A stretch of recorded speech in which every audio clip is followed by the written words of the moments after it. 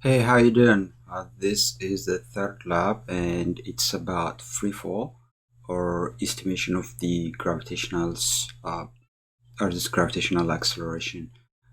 So what you are going to do is like we're not going to follow direct procedures um, from the manual, but rather we are going to follow somehow a modified version of it. Then I'm going to guide you through the steps what you're going to do. Please pay attention because most of the information how to do the lab is from this video, not really directly from the manual. So the overall idea is like you will go to your lab manual and then we are going to do the uniformly accelerated motion. In this particular case, what we're trying to do is our first objective is just to dictate or find the gravitational acceleration of the Earth. Okay, so from your kinematics equations, I'm sure that like you know some of the kinematic equation formula. So probably now we're going to start something that says like, for instance, for an object that is moving in the x-axis, right, with a uniform acceleration. So some of the kinematics equations. Okay, so if the motion is uniformly accelerated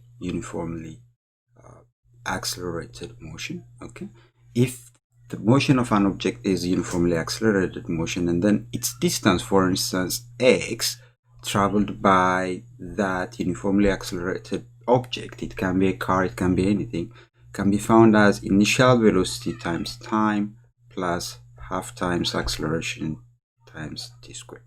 So I encourage you to go ahead and then revise the video that is available for the chapter to see how this equation was derived and how it came from. So that means if an object that you have is like starts with an initial velocity at this location, and then if it starts to move with an acceleration like in this direction, then the total distance traveled by that object x can be determined as like how much is its acceleration, how much its acceleration, given that the acceleration is uniform, how much is the time taken by the object to travel this distance.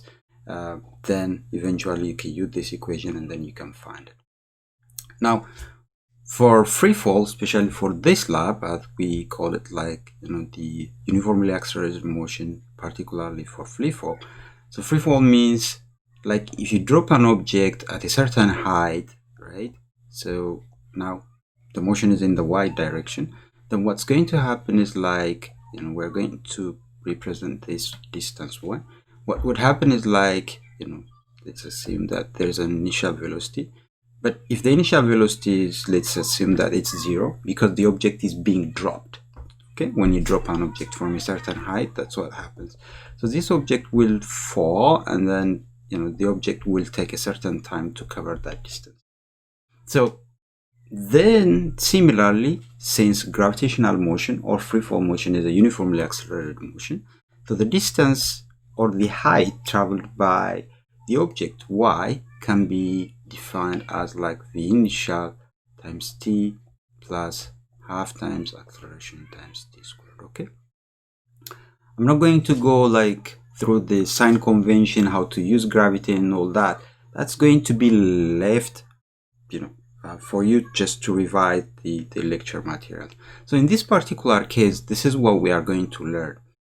So if the initial velocity of the system or the object is 0, that means if this part is 0, then 0 times time is going to be 0. Then as a result, what you will have is like now your equation will be y equals 0 plus half times.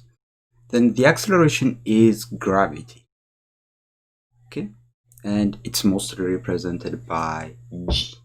So therefore you will have half times g times t squared. Okay, then now what we're going to do is, so this is where it comes like we're going to use a modified version of the lava that I tried to say. So this is what we're going to do. Then I'm going to take 2 to the other side of the equation. Then what I will have is like I will have 2 times y, the height, right, is equivalent to g times t squared. Okay, then from here what you will see is like, well, if I get a bunch of y heights, like let's say you drop the object at a height of 1 meter, and then you can record the time taken by the object. You can take like then another one, y equals 2 seconds, 2 meter, and then for that you will find the time and then you square it. If you have a bunch of information for that, what you can do is, if you plot a graph, okay, then twice y on the y-axis and t squared on the x-axis, then what you will have is like you will have bunch of points, something like this.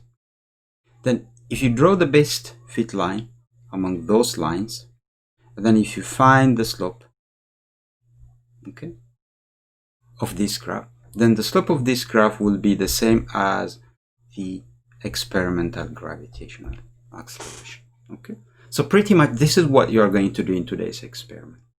You're going to collect a bunch of y values. You're going to collect a bunch of t values, corresponding t values. And then of course you will multiply the y value by twice of y and the t by t squared, and then you will graph. Once you graph it, you find the slope, you will find g experimental. Then you will find after that the percent error.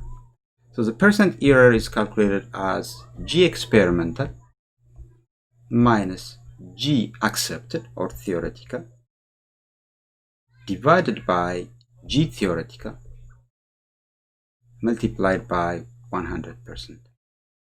So what is g theoretical?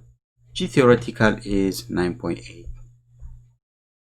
can use 9.8 or 9.81 meter square, meter per second square. So then, in place of g theoretical, you are going to substitute this value. Okay, the experimental has to come from the slope, from here. Simple. But now you may ask me, like, where am I going to get the data? So the data you're going to collect is somehow like this. So you're going to go to, first of all, you go to your Blackboard, and then you will click on your class course. Okay, and then in your weekly folder, then click on week 3. Under week 3, what you will find is you will find the free fall lab experiment. There is a simulation. So if you click on the link, right, then what you're going to get is it's going to take you to this website. Then I want you to download this. Okay, I want you to download this. So this is the simulation where you will find it. If you have a Mac computer like mine, this thing might not really directly open it for you, but I encourage you to install a Java software. Okay, but anyway, your computer will lead you like what to do and what not to do. Then now once you have it, then you will go and open the experiment. So I'm going to go ahead and then open the experiment. So I clicked on it.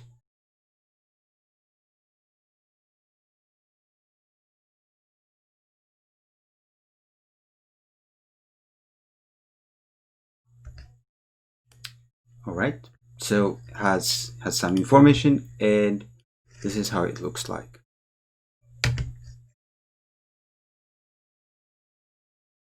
So this is the experiment. Now, as I said here, it's very difficult, like, it's the lab on the textbook. It needs those tools. You can see here, this one is a linear air track kind of equipment. The one that we normally have at BMCC in our labs is the freefall apparatus. It's just like something that holds a ball and then drops at different height. So we usually carry out this lab, but the thing is, like, we are not in a lab right now, but what we can do is just a modified version of a certain part of the lab. So now you can go through the theory. Theory is good, But what I want you to do is go ahead and then look at this table. Okay, look at this table. This table that shows you the free fall time apparatus. Then now the way we are going to start or use it is like the following. What we're going to do is, like as I said, it's going to be a modified version of what we normally do. So prepare a table that contains the following. Okay, so your table, if you want, you can follow this table, but you will still need to add a few things on it. Okay, so you don't need this part of the table, and there is no any spark interval that we're going to do. What we're going to do is now the following. Now we're going to measure the distance in meter and the time in seconds. Now what I want you to do is like set the distance in the simulation at 1 meter and collect the time. So the way you're going to proceed with that is you come here and there is here initial height, so bring it to 1. Okay, and then you let the ball drop. You saw it dropping, right? So, or you can just simply restart. Okay, I don't want you to change anything. Just keep the gravitational acceleration here. I know like your gravity is perfectly 9.8, but for the sake of experiment, just don't change it. Just keep it 10. Now, for the first height, I'm going to say, restart. When it restarts, it recorded your time, and your time is here. So therefore, for T1, you got 0.45. So you go back to your table, and then you write 0.45. So right next to it, make a line like this. And then write T squared or Ti squared. And right next to this one, write 2y. So that means split it. Now 2 times 1 is 2 meters, right? Then you write 2 here. And Ti squared, use your calculator and then of course square 0.45. Get my calculator. So 0.45 square it, 0.45 square. So here it is what?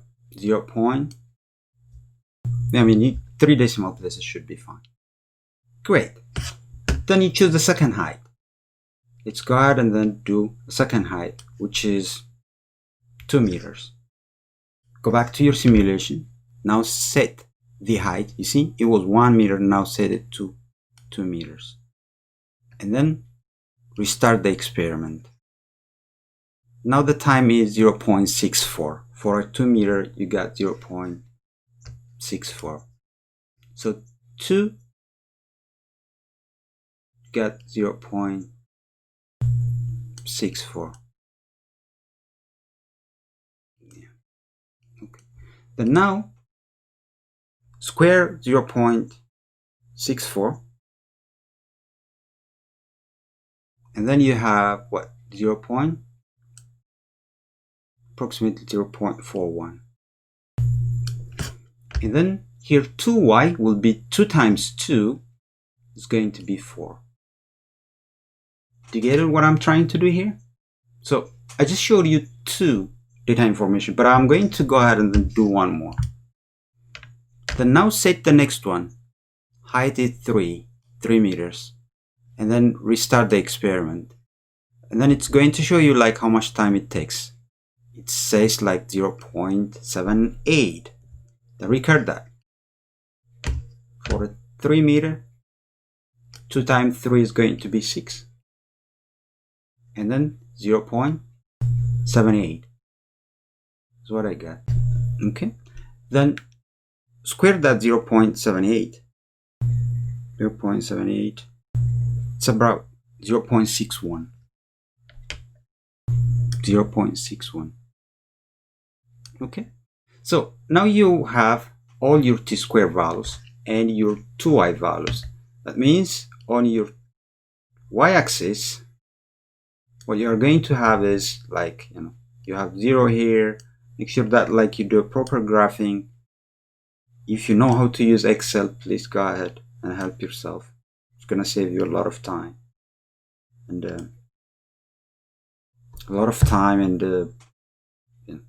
and then of course 4, and there you have 6. Proceed like that, and then your time is going to be about 0.2. The very first one, this one on the x-axis, and then that one, and so on and so forth. Maybe it's better to show it like on the whiteboard. So you have a bunch of x values and a bunch of y values that you can use on the graph. On the y-axis, you start from 0. You can go like, every 2 on a graph paper. If you have 6, 8, 10. And the very first t-squared value that you had was this one, 0.025.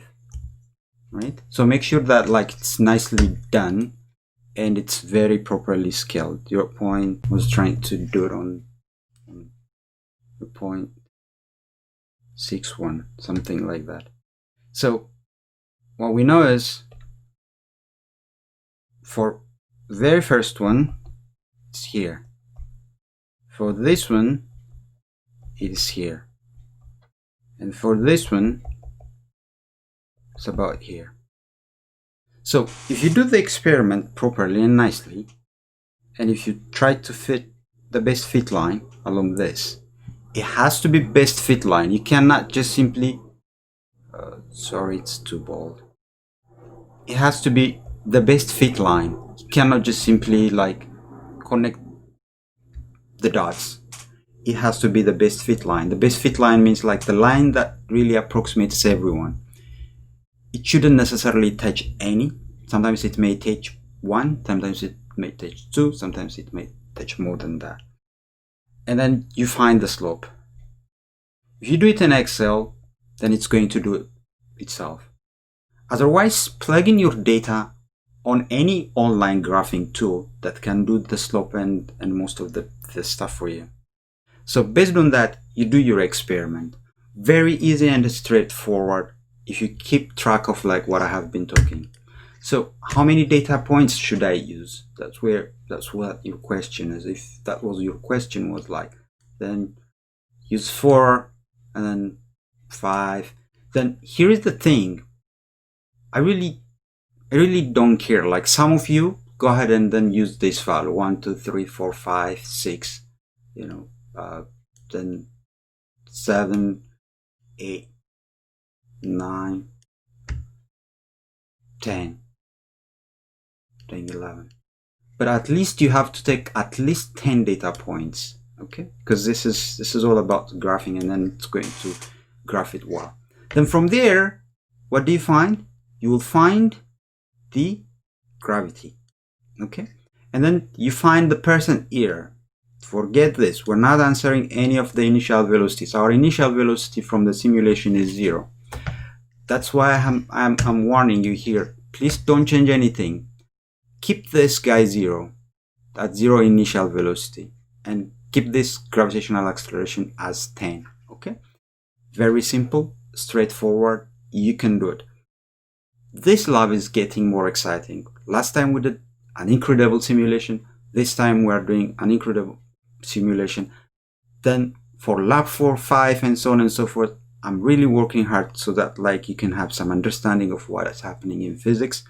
Even though we don't do those things in a lab setting, we manage to do it in a very nice simulations. And then I'll try to do my best so that like we can really show that like we can learn something online in labs. Okay, thank you very much. So until the next time, I'll see you. Take care.